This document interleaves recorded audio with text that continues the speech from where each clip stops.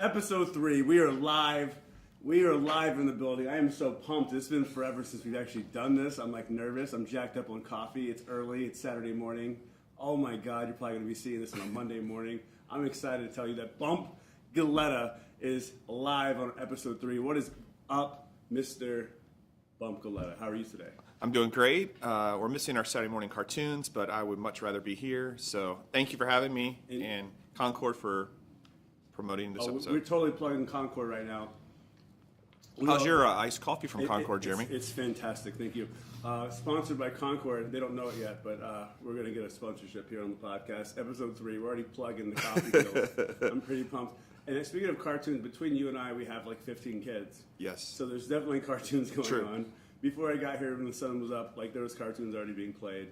Yep, I got my kids watching Voltron and things like that, Transformers, and going back to the 80s, man, where Dude, I grew up. it's great that the classics are still around, for sure. Dude, so if you don't know, our series is called Co-Laborers, and we really ramp up this term, and we're trying to like shove it down people's throats to make this a thing because we believe in it. And ultimately, it's not a thing. It's not going to ever be cool or ever be anything of value without people like you. So what the whole idea of Co-Laborers is, we are all in it together, right? We all have. It doesn't matter who you are, where you're at in life. You have a life that's valuable, that's filled with purpose, right? And the idea is that we're all co-laboring this thing called life. Yeah. So I believe that you and everybody else has value in a perspective, a journey of wisdom to share, right? Especially since we're getting white in our beards, so we can tell the kids what's going on. So the idea is to have an opportunity to meet people like you, introduce you to people that we know in our crew of Disturb Us, and really try to, get to know you on a personal level, but also just try to share like your journey, what you've been through, your wisdom, because we really believe in iron sharpen iron. It's unfiltered.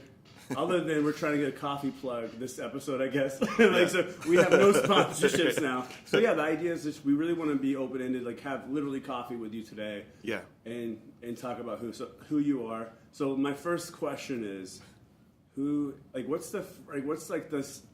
just get started on who Bump Galletta is. I guess I know it's going to be a long episode today, diving into all the craziness. Let's go for it, dude. There's so much we can talk about. I'm pumped. So I'll let you dive in. Who the heck is Josh Bump Galletta? Well, first off, thanks for the love, Concord. Thanks for the coffee today.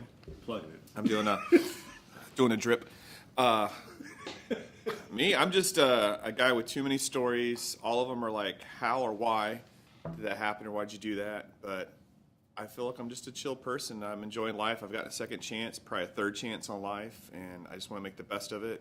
But like you're saying, we're a community with Disturb Us, and I love our community. I love to be involved, and I, like you, like to share that and be a part of it. And I feel like without it, I don't think I would be in the place I am without the crew of people I get to hang out with and be with and with life. And when we have those lows, we need them to help lift us up. And when they go through it, we need to be there to lift them back up. No, for sure. Yeah. I think that's like, the older I get, the more like I cherish like the relationships and the moments. You know what I mean? Yeah. Like I caught myself crying the other day, like my kid, and it's like I'm such a whip now, but it's like you just have this moment and you Right. like, appreciate it more. I think, and I think it just goes to relationships and like the community aspect. So especially in Lakeland, like we're actually in our studio in Lakeland, Florida, our hometown, right? Yep. And L-Town, what's up? So speaking of community, you actually do a ton of stuff here, especially with like the creative community. You're a leader, not only as an artist, and like obviously you're known for your work. We'll get into that stuff, but like let's just talk about like why do you care about like community? All right. Well, I've been living in Lakeland probably 11 years, and when I first got here, I didn't enjoy it. I felt like it was just a regular small town with a typical chain restaurants, but feeling like the last 5 years it's changed. Like entrepreneurs have had a great lift. The city support them. There's a lot of great charities and ministries I've got to be involved with, and I think even with Irma coming through, I felt like kind of unified a lot of people. And with our family being without power for 8 days, we got to just get out there and help serve dinners and meet people and do this whole like outreach together. So it's just nice to be in a small place where I feel like every time we go to Publix, you see somebody you know, but also the next thing you know, you can be like doing something with them to help out. So Yeah.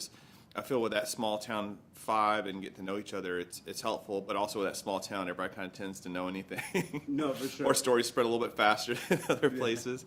But yeah. I don't know if that answered the question. I kind of just got on No, that. that's good. Yeah, I mean, the idea is like, I mean, we definitely. I'll say that talking about being in a small town, and especially being a creative. Yeah. Like, there's always, like, especially growing up, like with my aspirations, like my dreams, I always felt like I had to get out of Lakeland. You know, like this, or where I'm from, my small town. Like, Yeah. I Gotta mean, make it to the big city. I gotta go to L.A. or Atlanta or New York or O-town. whatever. You know what I mean? And we actually, I still tried that a little bit, but like now that I'm back, I've come back a couple times, and I'm grateful now for the small town in a way, because like Right. the internet's here, we can be home and still like do this. Yep. You know what I mean? So it's like, thank you, thank you for the internet. Yep. Thank you, God. Well, the thing is that you're saying involved. I do the Creative Makers that meets once a month, and the whole purpose with that is just when I first got started, I felt everybody was keeping their trade secrets to themselves, or were not like just very open and sharing. And I felt like I was on this wave where things and opportunities were happening, and so I needed to know certain information. And so I got inspired by another conference in another state in Memphis called Creative Works, run by Josh Horton, and I just loved that he would have the biggest names in design or creativity doing a great talk, but they would come down and have a beer and hang out and talk with you afterwards. So I'm like, how can we replicate? So they gave you access like to speakers and stuff. Oh yeah, so I'm That's like, cool. how can we replicate Yeah. that type of community and vibe, but in a baby version here in Lakeland? And so that's why we did the Lakeland Creative Makers. And I feel like what's cool about the community here is every month we meet, I feel half the crowd is new, and we've been going for almost over 2 years now. For sure. And so it shows that there's a huge creative community here. It's amazing all of the different things that people can do. So it's just to be involved in that and connecting people, helping them find, the answers that I couldn't find, or everybody wants to get to that next level. So however we can boost or encourage or uplift. And then like if you're having a gallery event, we want to share and help out and promote that. For sure. Especially, I think a lot of us as artists, we're just exploring stuff, and Yeah. sometimes you want to go into field or do things that like there isn't like really anybody to show, or you're like, oh man, I wish someone could just show me and Yeah. mentor and stuff like that. So I even going to like the last creative event there, and I'm like, I don't know half these people. Right. Actually, I know most of them. I was like, that was pretty interesting to me. And people are actually asking questions. I'm like, how do I get my business, or how do I do this? And I was like, that's pretty cool to see. What's that. fun is like it's not just visual arts. I think that's a misinterpretation in the beginning. People thought you had to be a painter or you had Right. to draw like me, but we have everything from speakers, writers, fashion designers, food people, chefs, bakers, woodworkers, metalworkers, just a whole gambit. And just we all get to come together because we're all in that same path where we want to get our stuff out there and we want to be able to create. And so it's just nice that we can have this little hub to get together and do For it. sure. What's your thoughts like? Obviously, people are listening to you right now. So like, what's your thoughts on being like in general as art? Like, I feel like almost you need to yell at people. I don't want to put words in your mouth. Yeah. Like defining art or defining, like giving people permission to create, because I feel like people do that. They go, Yeah. "Oh, I'm not a formal painter. I can't paint the Mona Lisa, so I'm not a painter." Well, or I'm not- whatever. yeah. You know what I mean? Like, let's talk about, because like, I know Yeah. you're a huge. Well, I'm not formally Advocate. trained. I don't have any education other than a few high school art classes. And I'm just the type of guy that I just want to figure out myself. So I've self-taught myself on certain techniques, but if I don't want to do stuff around my house, I'll go watch it on YouTube and learn it that way. And that's the same with art. If I'm trying to learn a new tool or new thing, and I think people are like that. They're hesitant. They feel they need some sort of massive Instagram post, or they need somebody to share their thing. When it's not that, you need to just bust your butt and get out there, put your stuff out there, and see what happens. Don't hold it back. Don't just. So speaking of that, let's like your career, like really, like I mean, you literally were on like the news the other day, which is cool. It's and like crazy, someone yeah. and our friends that we know like just shot, like shout out to like Jamie and Loud Life Productions. Yeah, Loud Life. They just did a really cool like mini doc on you and telling your story. So like we're gonna get into that in a second. But like just talking about you as an artist. I've seen you progress. Yeah. And now you're getting all this attention. It's crazy. Right? Yeah. And like I saw you like a year ago, like nervous about things, and now you're like on TV. Yeah. So can we like, what's your advice? I would say like what you've learned to like from starting to like where you're at today. Okay.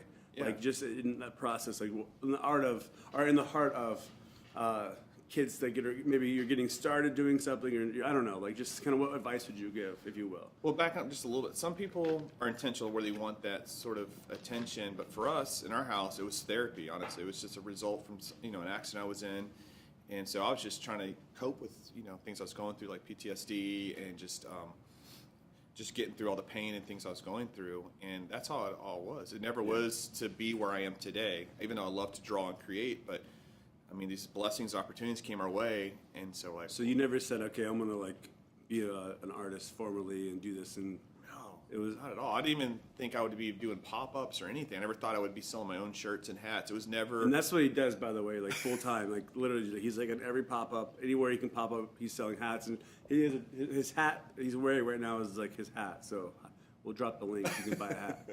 Like, Well, that's like what he a- does full time. He's saying, I never thought I would do this. He's literally saying like he never thought he would be doing the opposite of what he's doing every single day. You know, like you're doing it Yeah. every day. But the advice I have, I tell people all the time, is anybody can have an idea. You had an idea.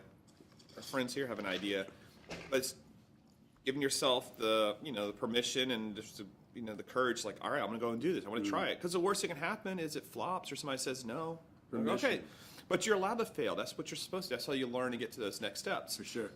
I mean, if you could see all the befores of what I've done before, what's even out there now, it took hundreds of sketches or drawings or talks or some tears and things like that. Sure. But it's just, I think we're so quick and easy to give up, or we're like, I think everybody's in Amazon Prime mode, where we expect stuff to happen within 2 days. Like, all right, I did the order.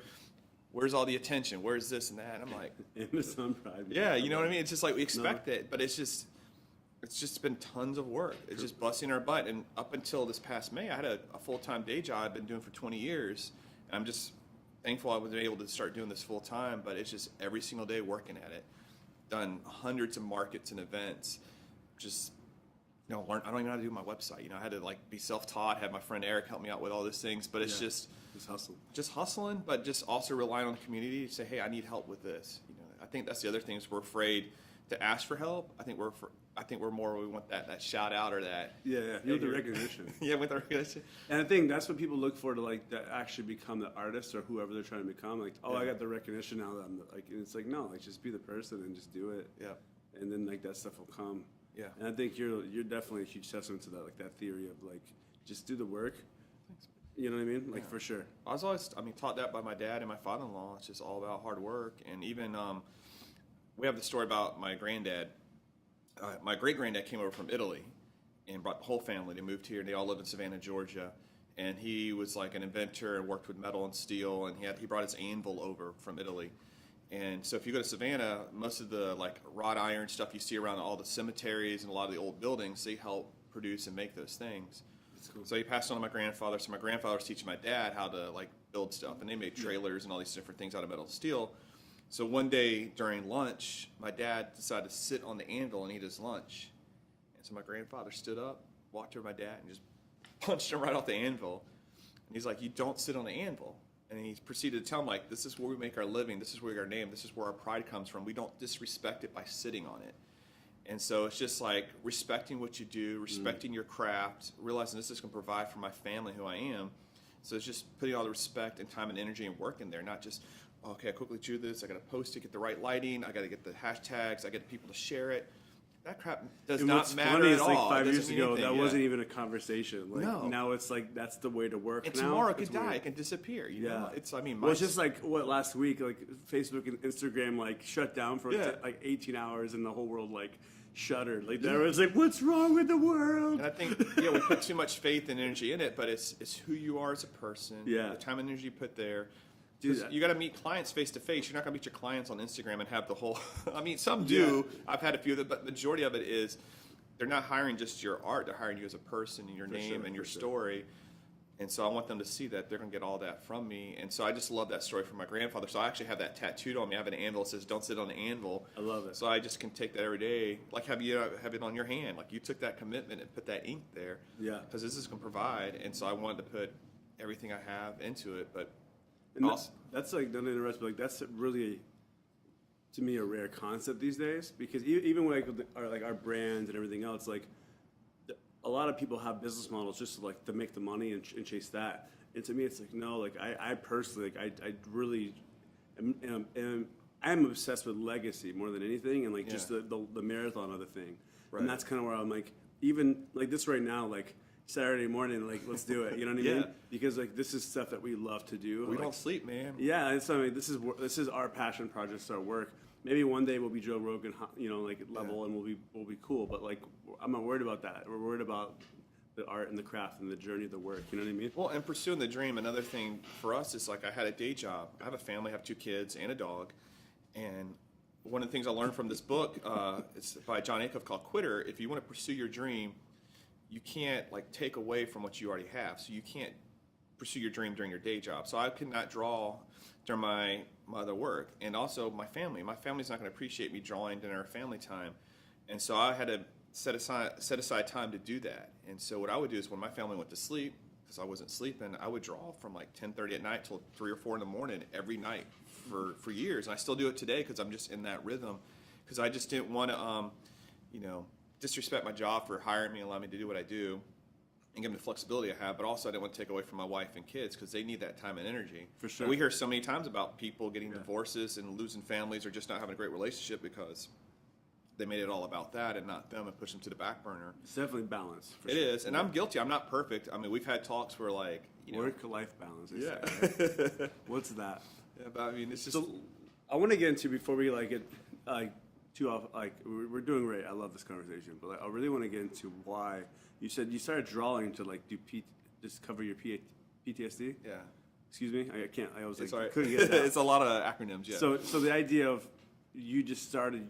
You're now a professional artist that gets paid to like draw and you sell your merch and you do your thing. Yeah. So let's talk about like how you got into that and like what your story is. And we're gonna link everything, by the way, like the movie, like all that good stuff. Like we'll make sure that you guys see that too, because it's really like they did an amazing job. And obviously your story. So it's hard. It's like you. I'm not the type of person who likes to. No, sure. Me. So what was? And I know we're gonna just highlight it obviously because Jamie and Loud Life did a great job of helping tell that story, interpret it. I just don't want to like not talk about that. Oh, we'll like, get it. It is like. I'll get quivery voice for you. How's that? If you cry, it's okay. But I've always like drawn and sketched and doodle. I always loved drawing robots and monsters, and I love G.I. Joe. So I remember in elementary school, I made a G.I. Joe character of all the guys in my class, just making them all like have weapons. I apologize. We have a first here on the podcast. That was my iPod. I had everything else. Sorry about that. But should you take 2 on that one? And I just want to say for the record, he has his own podcast. It's I'm gonna totally mess up your podcast. My iPod just started playing. It's a little Chuck Reagan for you I'm guys. gonna play some like booty shaking music. Like, oh, sorry. Glitch. Baby got back. That's my ringtone today. I apologize. Oh, there we go. We're good. All right, now you can tell me the emotional story. The emotional story. But yeah, I've always drawn as a kid, and I got inspired from my dad because he can draw, and so he showed me how to do something. And I just try to replicate it, and that's all I've done is just taken comic books, graphic novels, cartoons, even art books or history books. I would see something really cool and try to redraw that. I used to draw Calvin Hobbes. Calvin Hobbes, that was my favorite. I have the whole anthology in my house. I read it to the kids. I love it. That's so dope. I mean, they still get some of the jokes, but it's still just, I love it. And then the guy just stopped and walked away. But that's another story. I could talk about that for hours. But, yeah, man. but It really grinds my gears. Like one of those rants. It's crazy. Now he's a recluse. Okay. Why? But, so how did you get how I got here? So I think the turning point in our life was about 8 years ago. I was in an accident where a lady hit me with her car while I was riding my bicycle. And then after she hit me, she ran over me and not know where I was. She ended up backing over me. So I had probably about like 28, 29 broken bones. So just to be clear, you were riding your bike. Yeah. And you got hit. Hit by a car. And then she backed over you. Well, she ran over me and then backed over me. So I got hit, ran over, backed over. So if you see like the pictures from the accident, this is days after. My bruises are not only bruises, but they're tire tread marks. Like the wheels like went over my body numerous times. And so it's just a miracle that I still have my head, that I'm not paralyzed, I'm able to walk. But I mean, she broke all my ribs, my pelvis, my hands, both my collarbones. My collarbones were completely destroyed. There were some internal injuries. I had some memory loss. I mean, it was just a list of things. And as we're in a hospital, like in the trauma unit, the guy's like telling me everything. Me and my wife were just like, what just happened? Like it was like in the movies. They were like slapping me on the seat, like, stay with us, because I almost died at the scene, almost died in the hospital. And at the thing that a lot of people don't know is my wife was 8.5 months pregnant. And I think just through the shock of it, the only thing I could think of is like, while everything's going on, and when I'm coming into consciousness or whatever, I'm like, can you get the nicest police officer or doctor to inform my wife what had happened? Because I just didn't want her to like hear this and then have her go into early labor or just And so it was crazy how all this transpired. And when she came to the scene, like she didn't find out till like an hour after it had happened, and it was like I was just right down the road, which was crazy. But when she got to the scene, they had crime tape everywhere. There was a homicide crime scene truck there. My bike was just crumpled up over to the side. So I had already been flown away in a helicopter to like this hospital an hour away, which is, you know, famous for dealing with things like that. So I didn't see her for a while. But when we finally got together, it's just like just her face and just, you know, seeing me just all blood and bruises and every type of bandage. It was just especially, yeah, you just left to go for a bike ride. You know? And then we're like, what is this going to do to our life? Is he paralyzed? How am I going to take care and provide for my family? What's going to happen next? Sure. And so I think a few days after everything was done, we just had a little talk in the hospital, like, we're in ICU. You can hear people screaming in other rooms. You can just see the franticness on the nurse and doctor's faces. So we're like, let's just try to be as positive as we can about everything. We probably have lost it all. We don't know. We were in Jacksonville when this happened, so we had enough clothes for one day, so we didn't even have a change of clothes. So you weren't even home. We just went up there for a one-day trip to see our sister-in-law Jane graduate from nursing school and then come home. And I was just going to ride this new trail I found near her parents' house. It was just who knew? Yeah, Freak bizarre thing. But golly. we have an amazing, powerful God that just took care of us and watched over us. We have some amazing friends in the community that came up and saw us. Our friends Eric and Carl brought us clothes. My friend Marco came up the next day or even the same day to see us. And I felt bad. I haven't told this story to a lot of people, but like I think it was the second or third day I was in the hospital when my buddy Marco got there to see us. It might have been the same day. I don't know. Like I said, my memory's jacked. One of the nurses came in while I'm talking to him and my wife, and I guess she wasn't sure what she was doing, and she gave me too much morphine too fast. And right in front of them, I started going into a cardiac arrest. No. And I saw like the white light. I'm like, something's not right. And just went white. And when I came to, just they were like holding hands and praying. Both had tears. It was just, it's just so like how? Because like once it's in you, like what do they do? They came in and they did doctor stuff and got everything back to normal. But I just heard the thing like, we just you can hear it. It's just like it's just like in a movie. It was just. Oh my gosh! Like morphine's no joke. Yeah, and so I'm like, I mean, she's already seen me as I am. I'm sorry to laugh about that. No, but like, we need to because it's just like, what else are you going to do? It's just, oh my gosh. It just shows how they came in and did doctor stuff. That's how.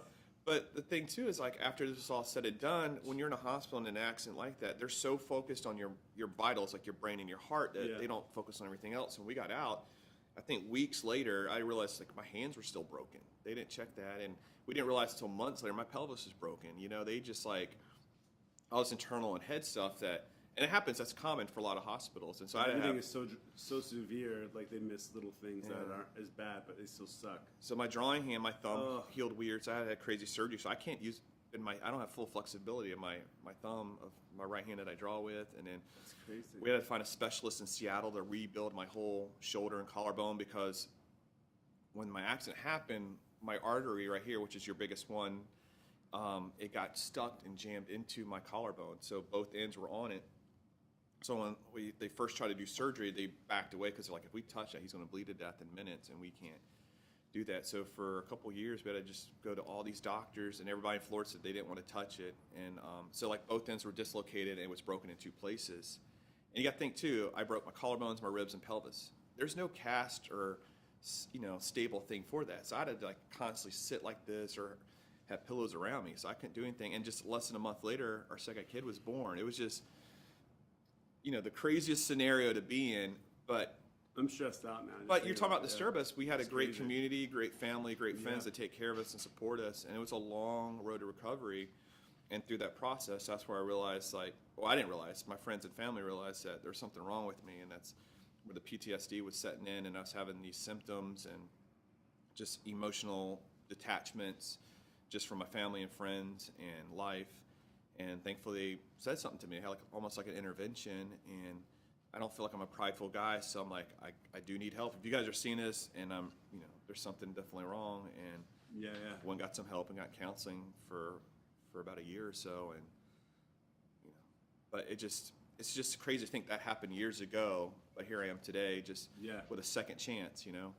That's crazy. It's crazy. Oh my gosh! But through the counseling, that's what led to the art stuff. She just said, we need to find something that you love to do, and you just need to put everything you're going through mentally and emotionally into that, and then find a way to release it. And so that's where I just came into hiding my art and drawing and doing things like that. So it's just like I know the story, and it's still just just to hear it and just think about. I'm giving you all the cliff notes because there's been so good. many surgeries and doctors and things, but I'm just thankful that I have the second chance in life. And the thing with us in our family is like, if we can make it through that, we can make it through anything. And we try to tell people too, like we're gonna hit these barriers and road bumps in life. So let me, the service prayer. It's like an old prayer that we live. Obviously, it's inspired us to make a brand around it. The idea is to keep going, to dare boldly, to not settle in your own life. And we all, obviously, there's not I can't define that for your life. Everybody has their own life to live. So for you and your perspective, going through all of that, getting your second chance, obviously you're grateful. Obviously, we hear the inspiration. We hear how rad you are. You know what I mean? Like, for sure. But I don't know, just what would you say to I don't know, after going, if you didn't have to go through that, knowing what you've gone, I don't know, what would you tell the punk kids watching right now? What would you say in just your wisdom going through all of that? I don't know, what's the nuggets? Because I know we could probably write 16 books, I'm sure, and make 6 movies, but seriously, but I don't know, I just kind of in my mind, I'm if you had a 2 seconds to go. I just feel like my thing is just try it. The thing is, there's doors for all of us to go through. We all everybody wants that thing they can do or be known for, or that opportunity they want to try, or that person they want to meet. And I've been looking at it this way, you only get one chance. Maybe you get a few more, but I'm just going to take that chance and go for it. Yeah. So for instance, when I talk about the conference I went to, I'm meeting the guy who's the head designer of Facebook, or this guy who's worked for Google or Audi, or guy's done Nike Airs for 14 years, or just all these insane, great people that you just I cannot believe I'm in the same room with them. I'm I may never have a chance to talk to them, so I'm I'm gonna go up there and introduce myself and say hi. I have this chance. You're right here. I'm not gonna miss it. And so I don't go hey, you gonna get your autograph? But I just go I just want to introduce myself. Thank you for your time, and just had these moments. And I've ended up developing friendships out of that. But even with ideas all right, I've always wanted to do a T-shirt. People are asking for it. I'm gonna print my first shirt and see what happens. Or I'm gonna sell my first drawing. I can't believe people want to pay money for my artwork and want to buy it. Let's just see what happens. Now, I'm not gonna make 1,000,000 copies of that one drawing because that's gonna be ludicrous where I'm gonna put that. But let's just try and see. And if they don't buy it, okay, they don't buy it, because I'd rather at least know that I tried and made that effort. I made that first step versus I'm still thinking about it, still waiting on it, still tweaking it and working with it. I think that's why a lot of albums that could have been amazing or awful, in music wise, is because people just lock themselves in the studio and keep tweaking and messing with it and playing with it instead of just releasing it. They came up with something that we all love, and now it's just an over top 1,000,000 layer thing. Yeah. And so our thing in our house is if there's an opportunity and we're sensing it, let's go for it, see what happens. Worst it happens, the door closed, and we know. Yeah. We know it didn't work. Let's try something else. Or the opposite, so it works out. Yeah, so go for it. Go for it. Just do it. Don't overthink it. Just execute. Just go. That's the cool thing about being here in this country. We get the freedom to do it. Don't make it complicated. Yeah. And even right now, even this whole series, that's the joke about all the things that we want to do for our brand. Yeah. The joke is on the business side. It makes no sense financially because it's right. Everything costs money, right? Mm-hmm. And then it's just a joke, but at the end of the day, we're just making it happen because we love it and we want to do it, and we want to have these opportunities to tell people, you know what I mean? This is the why, why we all, And I think at the end of the day, don't overthink stuff, man. Just do what excites you. Yeah.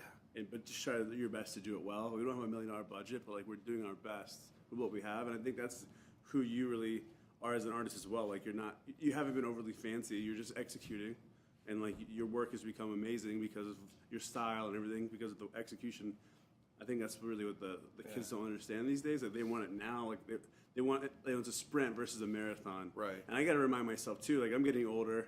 You know what I mean? Yeah. And I'm oh man, we're not where I want to be. This, that, and the other. But it's no, it's okay.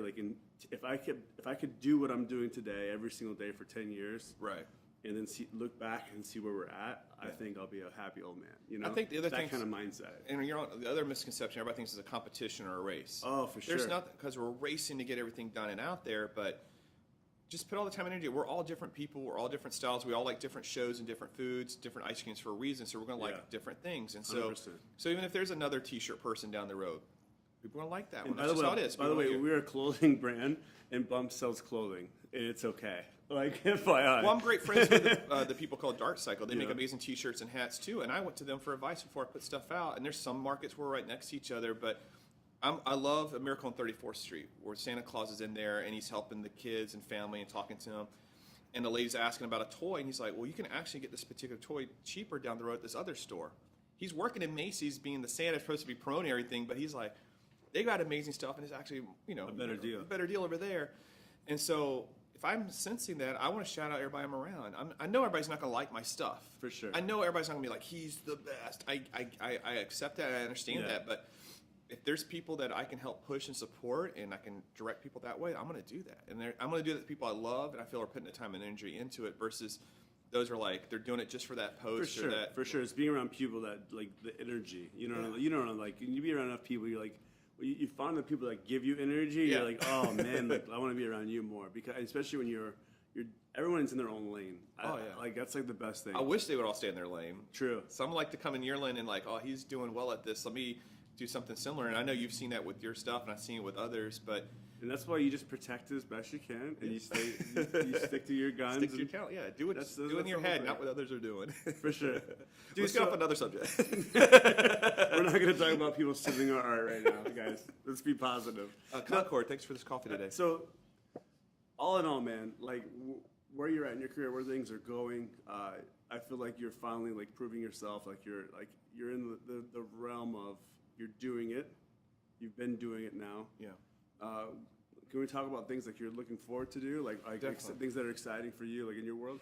Well, I feel like I'm still working at it. I haven't stopped. I still, like, for everything you see me post on social media, there's probably like 100 more I'm working on at the house. For every cool thing we've been able to announce, we're working on 3 or 4 other things. Like, you know how it is, you get like NDA things you have to sign or you have to just wait. Right. I think sometimes we jump the gun about stuff and it falls through. And like I had a huge opportunity come up a couple years ago.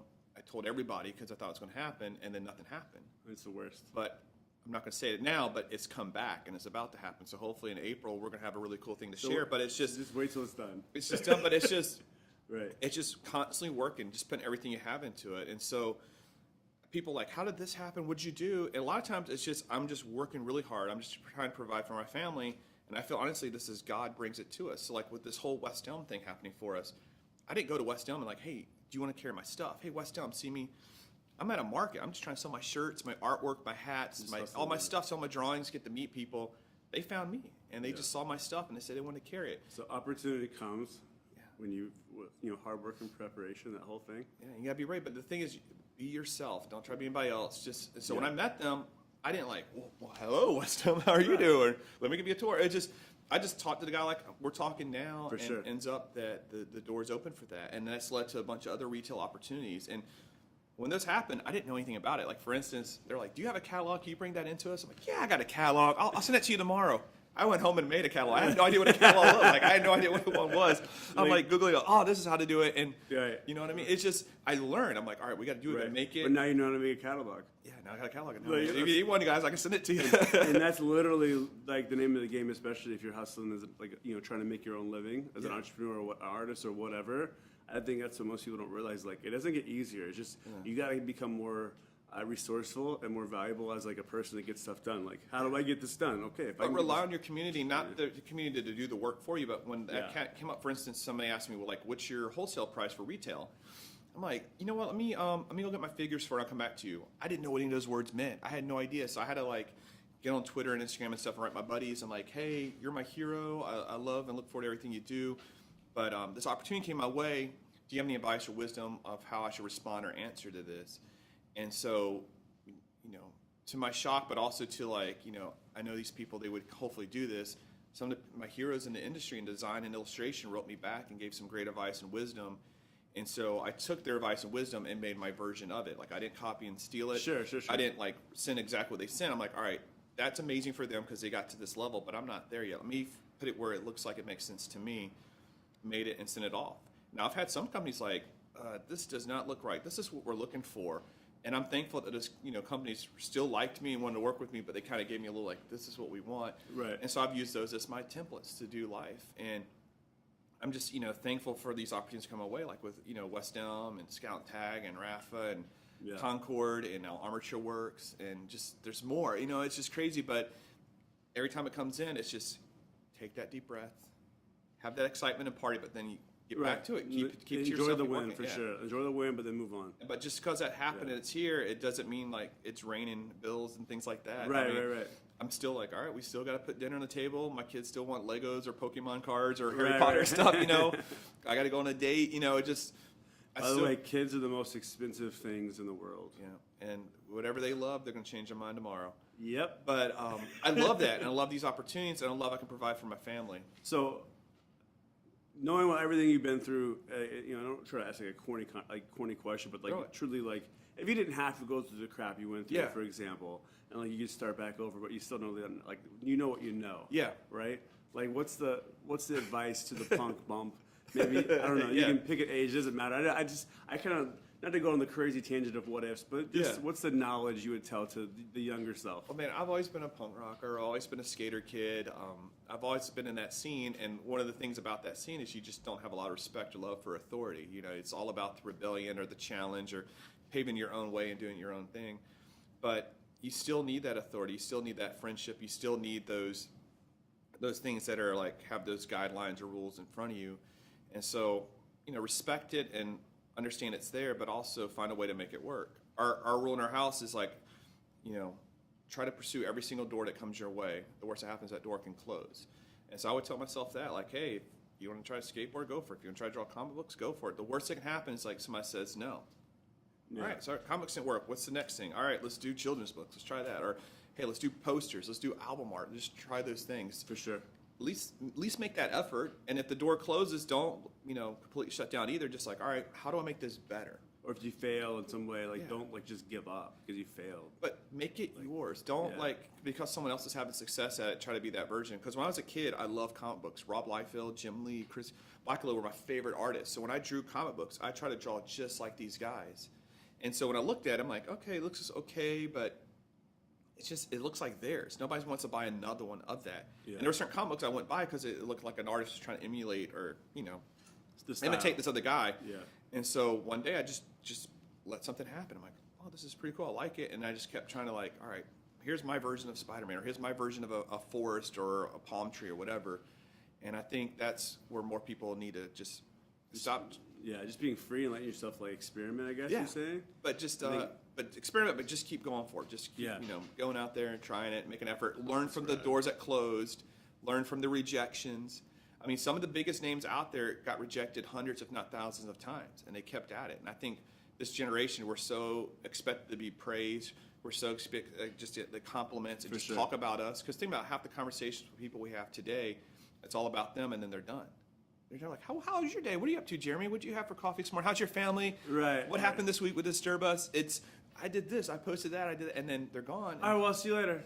But that's not life. I love just to talk and interact with people because I like to hear what's going on with them because your story inspires me. The things that you are doing with you and your family, Disturb Us, gives me some energy because I'm like, man, you're still going at the fact that you put so much time and energy in your hats and shirts just to get them down right. Because I'm always looking at your Instagram posts and stories. I'm like, you're still at the store getting those lined up and ready.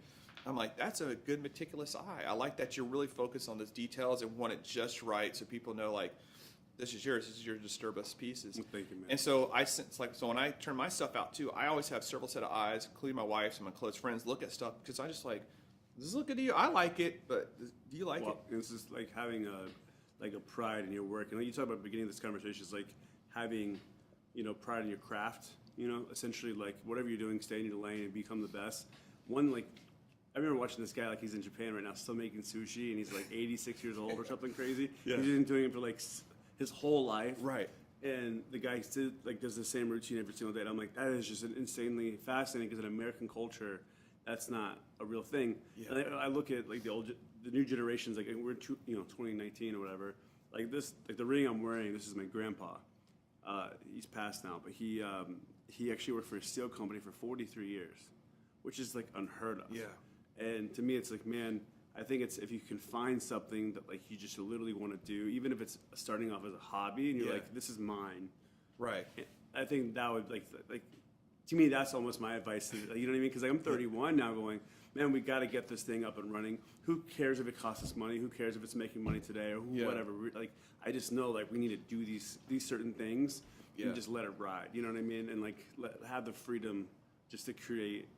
I think Yeah, to but on take the flip pressure side, off, you know, yeah, a little bit. But on the flip side too, it's like if something's not working, you gotta realize like, all right, this is run its course. Let's try Right. something else. Sure. Because I've had some things that just were not a hit. I loved it, but to everybody else it wasn't. And so you got like, all right, we had a great journey, but I got to bury you now and move on to the next thing, you know? Okay, so the whole idea again about the co-labor series that we're doing is to highlight who these amazing people are that we look up to, respect, and like we're talking about your story, and you've been kind enough to kind of share like your crazy story and like what you've been through as a person, as an artist, as a father, that whole thing, and I don't know. So I guess the question for you is, at the end of it all, like what inspires you to keep going, if you will? Like where do you draw your inspiration from? For us, we really like DU is based upon like it's inspired by an old prayer. Yeah. And the whole mindset about that is to keep on going, never settle. So people ask us all the time, what does DU mean?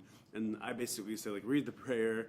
Hopefully you get something from it. But the idea is we're trying to build a culture to like not settle. Like, and that again is just basically accountability on you as a person. Right, because like you can't, you know what like giving your all is. Like only you can actually like be accountable to that. So that's kind of the mentality. I love it because you have in the prayer, "Dare boldly" is I feel like another mantra for our house because we've had a lot of friends and family who've just kind of like recanted their faith or walked away. They found a reason to get mad or upset, or something happened and like that's their reason to leave it. But I felt like we've had those reasons too. We've been at the end, the brink of just financial devastation, physical devastation. Everything that could go wrong was happening, but we like this is when we need God the most. This is not when I'm going to run away. I don't want to blame Him for these things. It's life. Unfair things happen. Crap happens. Everything goes wrong at some point, and we just put our faith in it. And it was a long hill, a long road, but just seeing how God has brought us out of that, and it was years. It wasn't like I had my accident, I prayed, and God just healed me, and people brought us groceries and money and everything worked out. And it was years of just hardship, but we got through it. And it wasn't just us getting through it, it was our community and our faith. And that's where I get a lot of my inspiration is my faith, because I just feel like if we can pull it through that, pull through anything, then we can handle anything else that comes our way. And we still get stressed out. We still have our tough days, but I know God's still there with me. I'm not going to, leave Him for that. And when I see friends go through it, I'm sympathetic towards them and I feel for them, but I'm not going to guilt them either. I rather love them back if I can, or just show them like I feel God's still working in me and still is taking care of me. And so we still have those respects, but I just think it's so easy to give up on things instead of sticking with it and staying by its side. And like when my kids play, if something doesn't go their way, they're like, "Fine, I'm done playing with you," and they go off to somewhere else. And I feel like that's how we treat our faith in life. Like, fine, I'm done with you. I'm going to go over here and do this, as if that's going to fix it and change it. Sure. But our faith is a walk. It's a journey. Yeah. And I felt God has really done some amazing things for us. Sometimes it's a little bit of a wait period. Like, what is going to happen next? How are we going to get through this? But we've been to the deep end, and now we're on the other side. Who knows? Another deep end could be coming, but I'm going to just share that with people. I mean, that's what's changed me, and I'm not afraid to tell that to people who don't believe, but I'm not going to take my giant Bible out and smash her in the face with it like, this is what's changed my life. I'm hoping my actions and my words and my story can share that as well as saying things. I love the Bible, I love verses, but I can't memorize all those. And so I can do my own version of it or my story interpreting how it helped out. So when I received your box and the prayer and the letter in there and Dare Boldly on that stuff, I just thought, man, disturbance is perfect because sometimes we need to be disturbed. We need that wake up.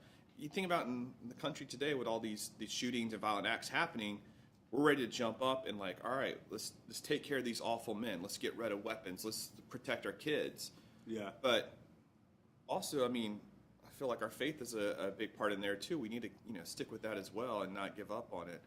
And if they don't have it, you need to find it. And hopefully through my story, your story, we can introduce them to God and how it's changed. But everybody has their own interpretation of God and their faith as well. For sure. And sometimes I think we get too picky in those things, and then that makes us another reason to fall away or not having a relationship or a community.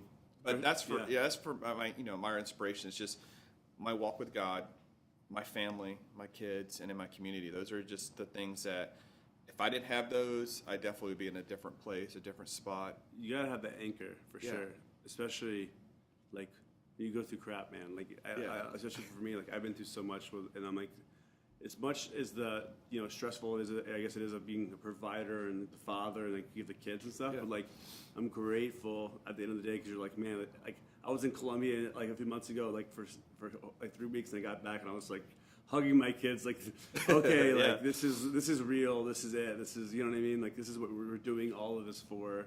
You know what I mean? And those friendships and stuff. So that's cool to talk about that. Because just being grateful, you know, for what you have. See, I love to travel. I love to go to different places, but I love to come back to Lakeland. And that's kind of like my faith. Like, it's, I think, tiptoeing and just seeing out there is great. But, I mean, coming back, it feels like, it's what's getting me through every day. It's like coming home. It's just, I need this. I know personally I can't live without it. Others may feel that way. And so it's just, as much as I want to go and ring them and shake them, like, come back, I want to love on them that. But if people do have faith, I just, put more into it. And also the thing I think we forget that me and my wife have learned a lot is we thank the Lord for our blessings. Like yesterday we had a couple great phone calls and we're like, this is so awesome. But at the same time, like, man, this is totally God raining down blessings on us. And just busting our butt, trying to do these things. But that's where I feel my faith plays in. I don't feel like it's like a prosperity thing. No, for sure. I feel like you reap what you sow, though. Like you're working hard, you're being faithful. And I think that's the equation, is just working hard and being faithful and being patient. And mostly, like, the patience is the hard part. No one wants to hear that. Yeah. And the truth, I mean, even like what disturb us now, like, I mean, I'm 31. When I was 18, if you had told me, like, we would be just getting started when I was 31 doing these things, I would laugh at you because I was going to be the multi-bajillionaire and have all these things. But like now I'm grateful for where we're at. I'm like, enjoy this. I'm happy more than ever because I appreciate it. It's like, this is the opportunity to do stuff you love, And times a 10, I think, And I think what's good with Disturbus and Bold to Dare is doing something that's out of our comfort zones where we need to shout out other people. We need to encourage other people. I think this world in this day and age is all about ourselves. Every post, everything we see is about. And we need to lift up because, I mean, there's some amazing creative people in our town. And that's my anarchy, man. That's the vision for D. Like, I want to build a high-end fashion brand that's awesome. It's a lifestyle brand. But at the same time, I want it to be built by, like, telling people's story. And I think that's complete anarchy. Right. And I'm like, whatever, we do it. We're doing it our way. And I think it's going to be cool when there's a million people watching this and we're doing the same thing. It hasn't changed. And we treat everyone the same way. And that's our anarchy. Like, no one's better than anyone else. Like, I'm going to put you next to Justin Bieber one day. Shout out Justin Bieber. You can be a co-laborer. Just DM me. All right. Bump Galletta. Let's wrap this up here. I want to just throw it to you. You can plug anything. You can yell at the people. You can say whatever you want to say right now. This is kind of like I like that anarchy. It scares me a little bit. Yeah. I guess if he cusses, we can censor it. I'm just kidding. But yeah, I mean, what I mean, anything you want to get off your chest right now? Anything you want to say as we wrap up? I think this has been an amazing conversation with you. Right. Getting to know you. At the end of the day, if you're a punk kid out there listening, which you all are, permission doesn't exist. Work hard. Right, that's what we're talking about here. Well, I feel we got to respect those who paved the way for us. So I'm just thankful for other artists and creatives who did come beside me and shared some great info. I'm thankful for that, and I try to tell them all that. I don't forget the people who've helped me get certain places. I've had a few people who even gave me business advice where I constantly, man, I could not be at the spot without you because administrative stuff is just not my strong suit. So having a coach and somebody help me plot out my next 3 years when I found out like I'm leaving my day job of 20 years to do this full time.